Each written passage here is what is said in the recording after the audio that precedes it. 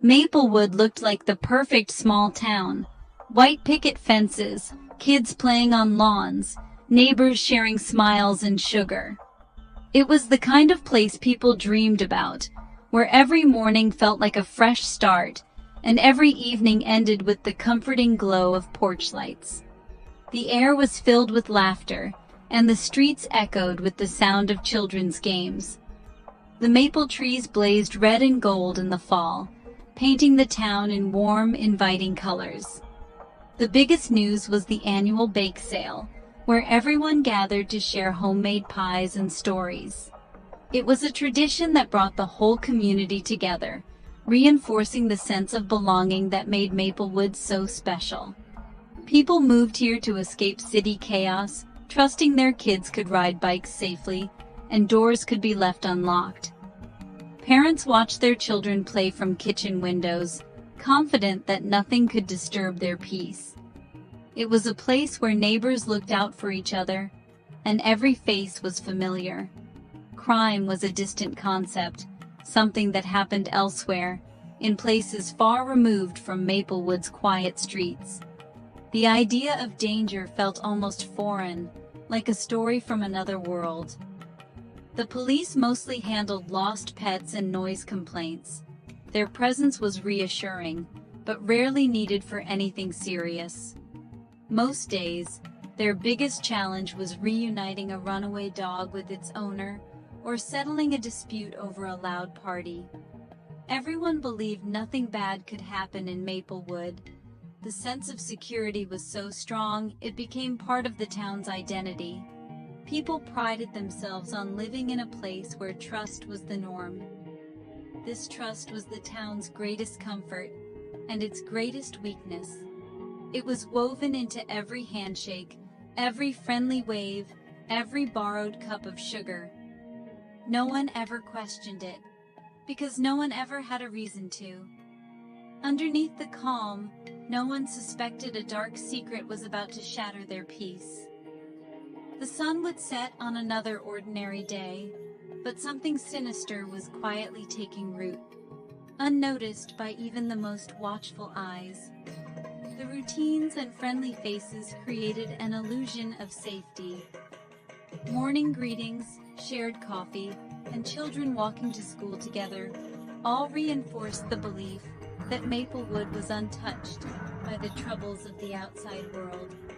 That illusion was about to break, leaving a scar on Maplewood forever. The laughter would fade, replaced by whispers and worried glances.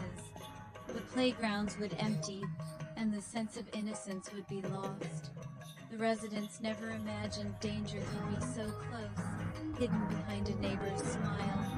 The very people they trusted most would soon become the source of their deepest fears. The story of what happened here is a chilling reminder: evil can take root anywhere. It doesn't always come from outside. Sometimes it grows quietly, right in the heart of the community. Even in the places we feel safest, the unthinkable can happen. The simple act of locking a door or glancing over a shoulder became a new reality for Maplewood's families. Maplewood was about to learn that lesson the hardest way possible. The town's innocence would be shattered, and its story would serve as a warning. Never take safety for granted, even in the most perfect of places. Emily Carter was Maplewood's heart, a 22-year-old with a bright smile and a kind word for everyone. She worked at the library, helped kids find books, and volunteered at the animal shelter. Emily was the friend who brought soup when you were sick, the daughter who called home every day. She dreamed of teaching and opening her own school. Her social media was filled with sunsets, wildflowers, and her cat Leo. Emily's friends were lifelong, her presence a comfort to all. She was the glue of her group, always planning the next adventure. Her disappearance made no sense. She was responsible, rooted, and loved. The idea that she could just vanish was unthinkable. Maplewood felt her absence like a light suddenly switched off. The sun had gone out, and no one knew why. The whole town was left in the dark. Emily's last day began like any other. Coffee brewed fresh in the quiet kitchen, the golden morning light spilling across the countertops, and the gentle hum of a peaceful suburb waking up. She took a moment to savor the warmth of her mug, letting the familiar routine comfort her. She sent a quick text to her best friend, sharing a silly meme and making plans for the weekend, her laughter echoing softly in the empty room.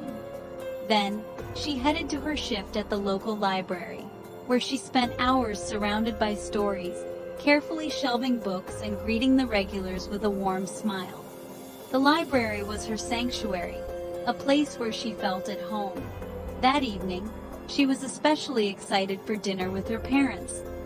They had planned her favorite meal, and she looked forward to sharing stories about her day. As the sun dipped low, Emily left work, waved goodbye to her coworkers, and started her usual walk home through the familiar tree-lined streets. But this time, she never arrived. When she missed dinner, her parents grew worried. Emily was never late, never out of touch. They called her phone, hoping for a quick reply, but only silence answered. Calls went unanswered. Her car sat untouched at her apartment, keys still in her bag, as if she'd simply vanished into thin air. By nightfall, panic set in. Her friends gathered, searching the quiet streets with flashlights, calling her name, and reaching out to everyone they knew for any sign of her. The police arrived, treating it as a routine missing person case at first. But those who knew Emily insisted she would never leave without a word, never cause this kind of worry.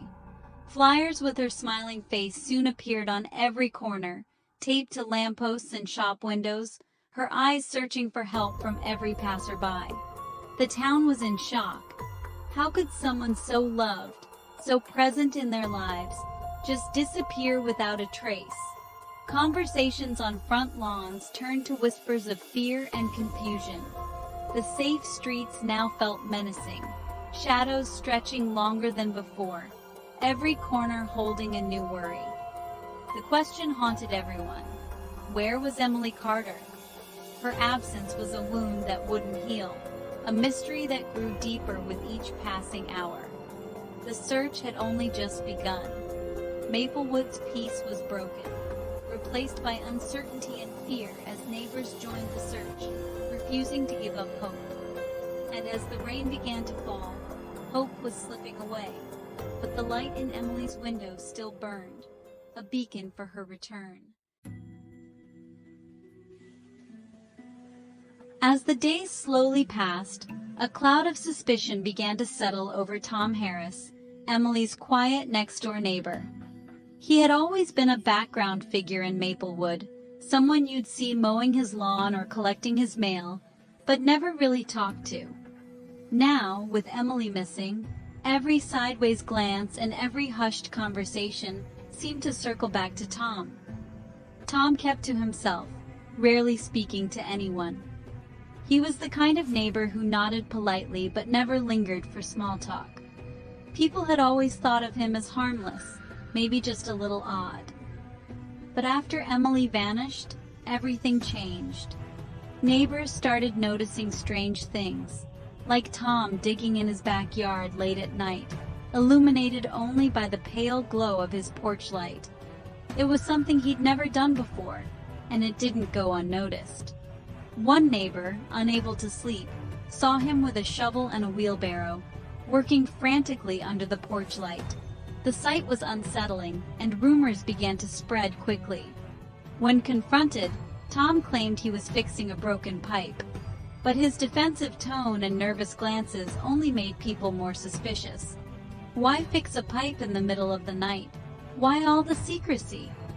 The odd behavior was soon reported to the police, who were already overwhelmed with leads and desperate for a breakthrough in Emily's case.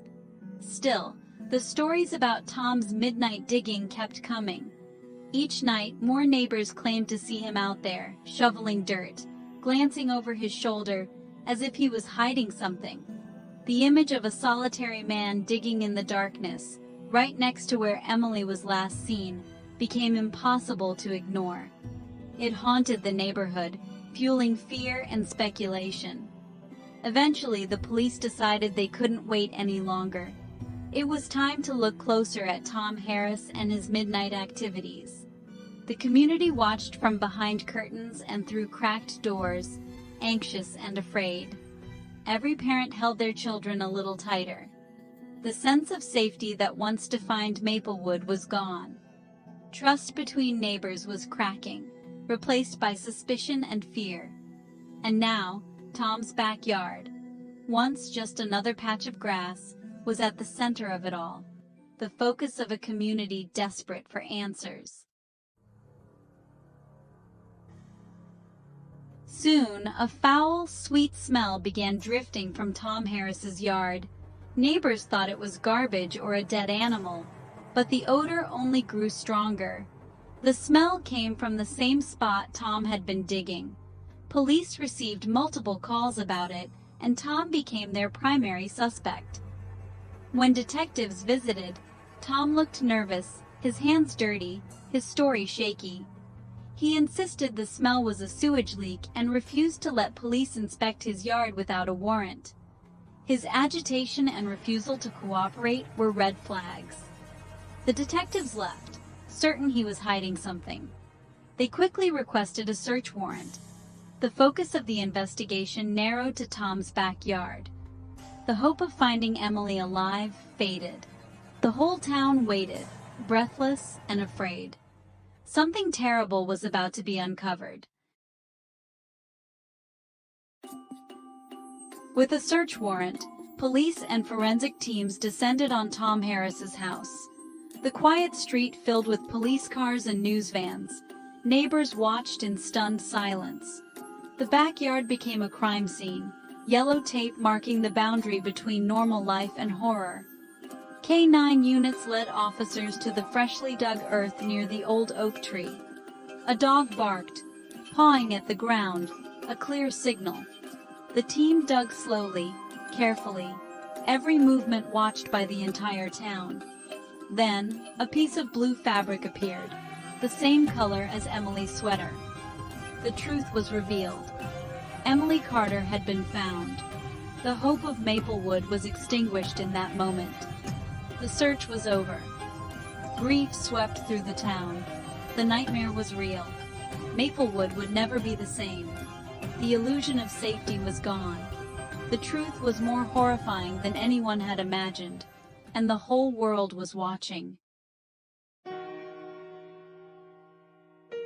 The discovery of Emily's body shattered Maplewood. The yellow tape around Tom's house became a grim memorial.